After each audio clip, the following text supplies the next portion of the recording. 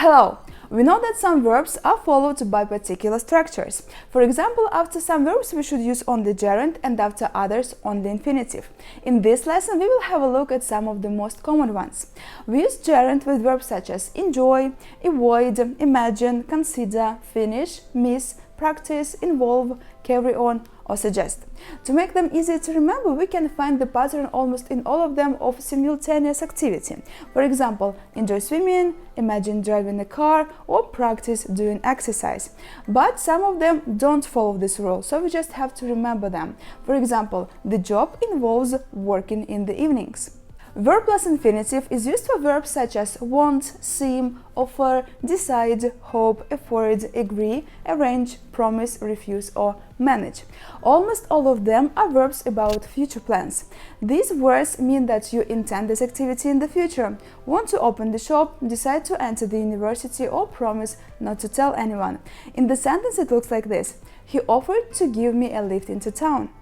And some verbs can be followed by both gerund and infinitive, but the meaning will change. These are words such as remember, regret, stop, try, and go on. When go on is followed by the gerund, the activity in the gerund continues. She went on talking about her ideas for hours. She didn't stop. It means she continued talking, or I can't go on living in this tiny house.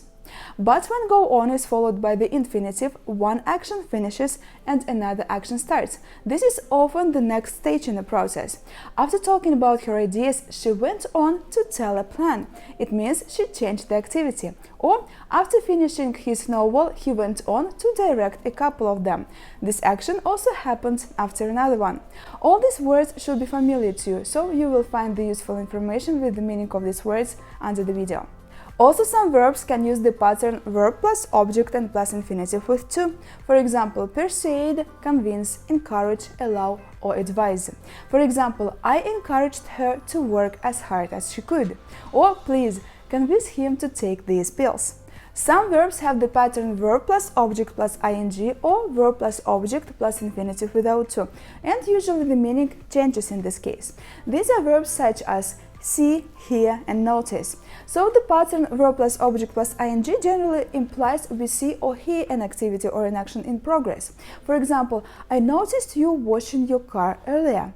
And the pattern verb plus object plus infinitive without to generally implies we see or hear the whole of an event or an action.